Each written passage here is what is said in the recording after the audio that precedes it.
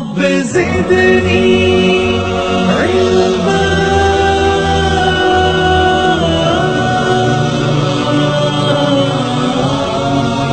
کیا تعویذ شرک ہے؟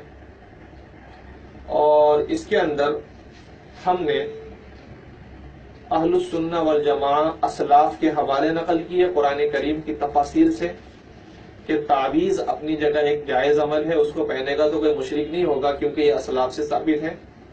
احادیث مبارکہ میں اس کا ثبوت ملتا ہے. صحابہ کرام نے خود بھی تعویذ بنائے ہیں اور اپنے بچوں کو تعویذ دیا ہے. اسی طریقے سے سلفی علماء، سعودی عرب کے علماء، انہوں نے بھی تعویذ کے جواز کی بات کی ہے، تعویذ لکھی ہے، تعویذ کو جائز کہا ہے. اور ہمارے آج کے جو اہل حدیث بھائی ہیں تو آج تو اپڈیٹ ہو چکا ہے ان کا دین، موبائل کے اپڈیٹ ہونے کی طرح، اس لیے آج یہ جو کر رہے ہیں کریں. مگر ان کے علماء کرام نے بھی جو ہے تعویذ کو جائز لکھا ہے، تعویذ لکھ کر کے دیتے تھے. اور ماشاءاللہ تعویذ کے بارے میں پوری کتاب لکھی ہے، کتاب التعویذات، نواب صدیق حسن خان صاحب نے.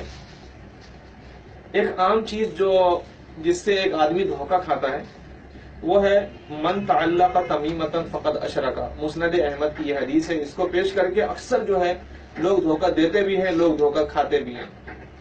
ہم آپ کی آسانی کے لیے بات آپ کے سامنے رکھ دیتے ہیں کہ دیکھیں، بے شک یہ بات اپنی جگہ بالکل صحیح ہے کہ جو تمیمہ لٹکایا اس نے شرک کیا، لیکن تمیمہ تعویذ کو نہیں کہتے کہ تعویذ لٹکانے سے مشرک ہوگا آدمی.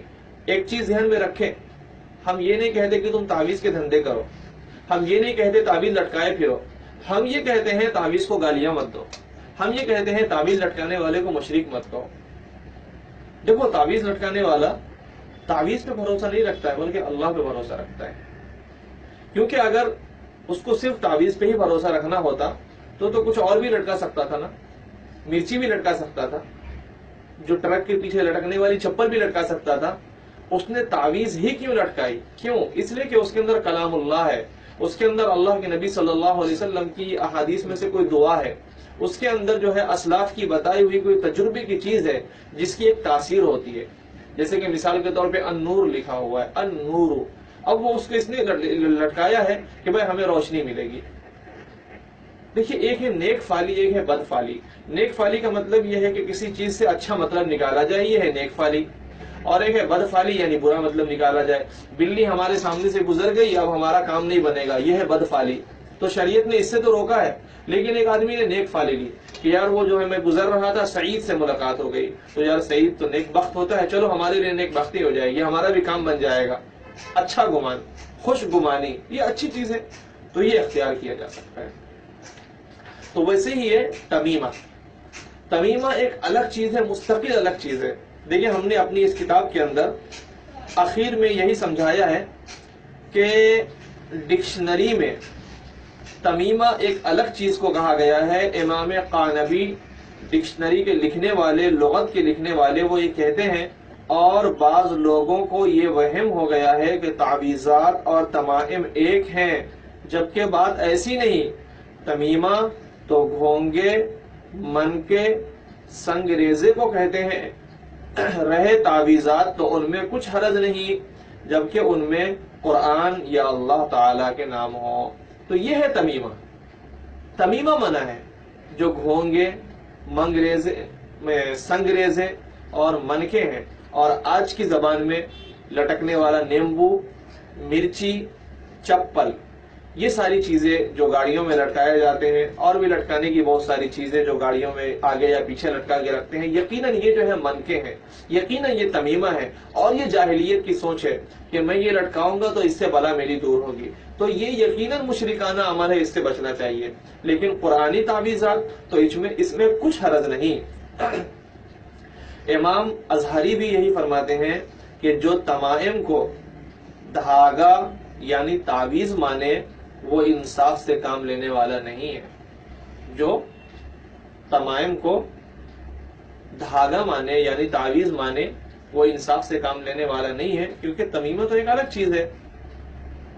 المغرب فی ترتیب المعرب، اور یہی بات لسان العرب کے اندر، مختار الصحاح کے اندر، تہذیب اللغہ کے اندر، فتح الباری، مرقات المفاتیح، بیہقی وغیرہ کے اندر یہی بات لکھی ہے، اور فرقہ اہل حدیث کے علماء میں سے علامہ شوکانی کی کتاب نیل الاوتار اور شمس الحق عظیم آبادی کی کتاب عون المعبود میں یہی بات لکھی ہے، اور کویت کی مملکت سے شائع ہونے والی کتاب الموسوعۃ الفقہیہ میں بھی یہی بات لکھی ہے۔ اور آج کے فرقہ اہل حدیث کے بہت بڑے عالم مولانا شمس الحق عظیم آبادی لکھتے ہیں، ایسے تعویذات جو آیات قرآنیہ اور مسنون دعاؤں پر مشتمل ہوں، ایسے تعویذات جو آیات قرآنیہ اور مسنون دعاؤں پر مشتمل ہوں، انہیں تمیمہ کہنا قرآن و سنت کی ہتک یعنی بے حرمتی، بے عزتی ہے۔ اس پاکیزہ کلام کو یہ برا نام دینا ناروا غلو ہے۔ کتنی واضح بات ہے کہ پاکیزہ کلام ہے، تعویذ ہے، اس کا نام تمیمہ دیا جا رہا ہے۔ تمیمہ الگ چیز ہے، یقیناً وہ مشرکانہ عمل ہے، لیکن قرآنی تعویذات یہ بالکل اپنی جگہ جائز عمل ہے۔ اور اگر تمیمہ کو تعویذ کہا جائے تو یہ بے حرمتی والی بات ہے، بے عزتی والی بات ہے، قرآن و سنت کی بے عزتی کرنے والا ہے یہ آدمی جو تعویذ اور تمیمہ کو ایک سمجھتا ہے۔ یہ ہماری کتاب ہے، بہت مختصر انداز میں یہ کتاب لکھی گئی ہے، اور اس کے اندر جو ہے آپ مسئلے کو پوری طرح سمجھ سکتے ہیں۔ ہاں، کیا ہمارے اہل حدیث بھائیوں کو اتنی بھی سمجھ نہیں ہے کہ وہ تعویذ اور تمیمہ میں فرق کر سکیں؟ سمجھ ہے، لیکن ضد کی وجہ سے وہ فرق نہیں کرتے۔ ضد یہ ہے کہ جو کام ہم نے سوچ لیا ہے اور ہم نے اپنے اعتبار سے کتاب کو سمجھا ہے نا، وہی ہماری سمجھ صحیح ہے، اور زبردستی تو یہ ہے کہ اپنی اسی سوچ کا نام انہوں نے حدیث رکھا ہوا ہے۔ آپ اس کی سوچ کے خلاف کا بھی کام کریں گے نا تو وہ کیا بولے گا؟ حدیث کے خلاف کام کیا، حالانکہ وہ کام حدیث کے خلاف نہیں ہوتا، اس کی سوچ کے خلاف ہوتا ہے، بس یہ فرق ہے۔